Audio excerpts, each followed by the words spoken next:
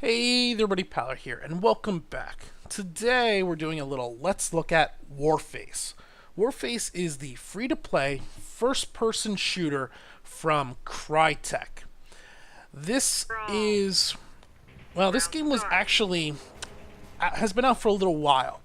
It was originally released in Russia. That was where they tested it. That was where they tried it out. That was where they first started working with it. And then they brought it over to the U.S. and they took a little while to nationalize it. It came out about 4 or 5 months ago here in the U.S. The U.S. version. Back then, I had gone ahead and I tried to play it. I don't remember why I didn't. Something went wrong. Something happened. I couldn't create an account or something. It wouldn't allow me to download. I gave up. I forgot about it. And then it came out on Steam just the other day. I figured, okay, I'll give it another try, and we'll see how it goes. And I wish I'd just forgotten about it. So, Warframe tries to do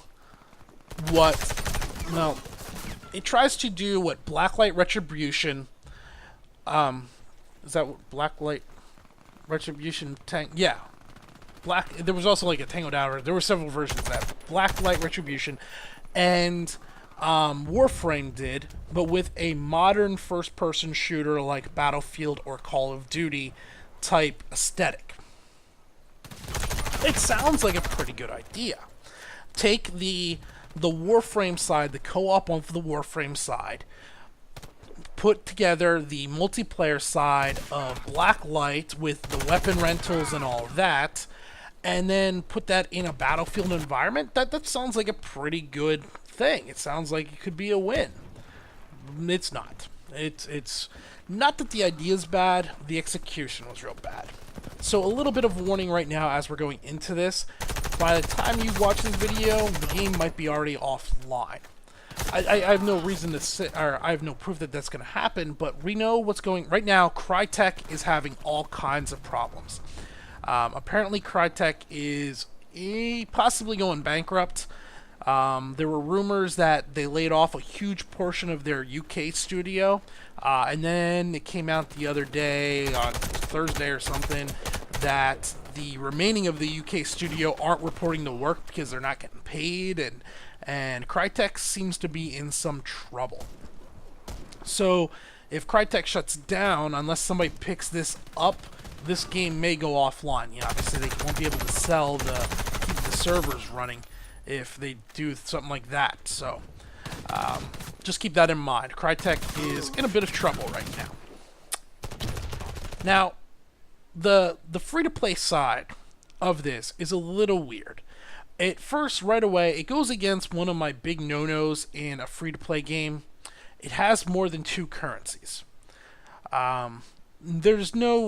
This isn't written in stone or anything, but it's something I've come across in my experience. Games that run more than 2 currencies concern me. I'm okay with the 2. You have the one in-game earned currency, and then obviously the currency that you, the premium currency. I prefer to have them all tied into 1, but 2's acceptable. This one runs kind of 3 currencies. First, it has the money that you're going to earn via playing, the Warface bucks. This is going to be your standard. At the time of recording, I have like 6,100. That's from about 3 hours of gameplay. That's from 3 successful co-op missions and 2 PvP missions.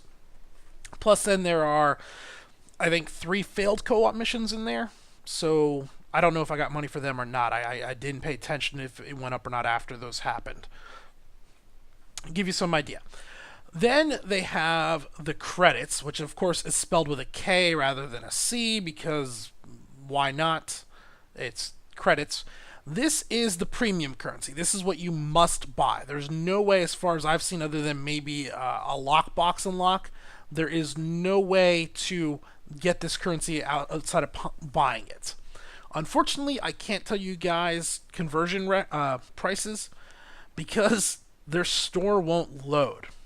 If you try to access the store to buy the currency via the game, it goes to the splash screen for their game face, which is the name of whatever they're using to sell it, and it just sits there. It never proceeds ahead.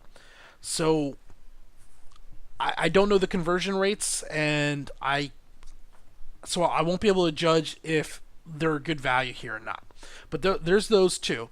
Then they have a third currency, which is only unlocked via playing, which is good.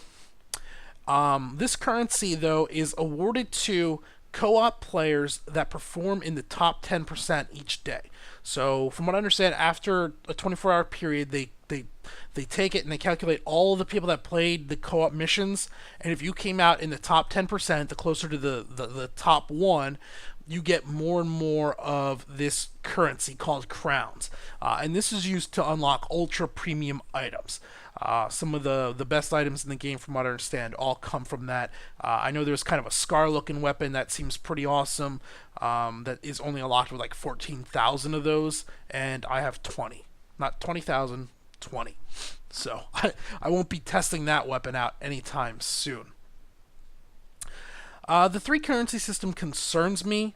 What also concerns me is the weapons, the prices. They're a little odd. They're hard to judge. In some cases, they seem pretty fair. About an hour and a half to unlock a weapon permanently. In some cases, they seem a little crazy. About an hour and a half of gameplay to unlock a weapon for 7 days. That's also not terrible. I mean, that's about what Blacklight did. You can, spend an hour or two, and you could then unlock a weapon and use it for the entire week. And that is a very fair price. I just don't like how some weapons are permanently unlocked, some weapons are rented, some weapons are only unlocked with crowns, and then they're only rented. There's a lot of just like randomly pick this weapon for a certain price and that one for another price. I'm just not a big fan of. I don't like that. I like a more uniform type pricing structure that I can understand beforehand. But you know what? I could sit here and I could get mad at the store. The store could be a problem without knowing that price. I don't know. But it doesn't matter because the rest of the game isn't very good. So let's go ahead and let's look at the rest of it. Now, before we jump in, there are some good things that happened here. First of all, they actually have a very neat, this little test environment, a safe house loaded within the game right here that you can go ahead and you can modify your classes, and with the single click here, no loading screen, you jump right into the test or to the safe house. And you can run around, you can shoot your weapons, and you can try that off. This is a nice little feature. It does take a little long to load initially in because of that. You have, even on my system, this isn't on SSDs, it's on standard RAID. Takes about 45-50 seconds to load into the primary screen initially. But it's a nice feature to have. They also went ahead and they did the 4 primary classes, which I like. I like the classes, and they've done a decent job of balancing out that one class needs to work off the other. At least the medic and the assault need to work off each other. The medic and the assault are necessary in any type of gameplay mode, at least the co-op ones where you're going to be alive. The medic, or I'm sorry, not the medic, yeah, the medic and the assault. What was I saying? What did I say earlier? Medic and assault are the 2 you need. I don't know if that's what I was saying or not. It's been a long time. The assault guys hand out the ammo, and from what I can tell, you're going to need a lot of ammo. You, in general, have enough ammo to kill somewhere between like 15 and 20 people. For the assault guy, if he's running the M16 or the M4, he gets 120 rounds, 6 magazines of 20, and it takes somewhere around 8 to 10 to 12 rounds to kill somebody, depending on if you get headshots, body shots, or whatever. If you get pure headshots, you can take them down in about 3 hits. I'm talking co-op here, not PvP. I'm talking against the computer. So you'll go through those rounds pretty quick. You're only going to get 15 kills or so, and you're going to be out of ammo. So on each team, you're going to want at least 1 assault, maybe 2 assaults, to hand out ammo, because you're going to go through it fast.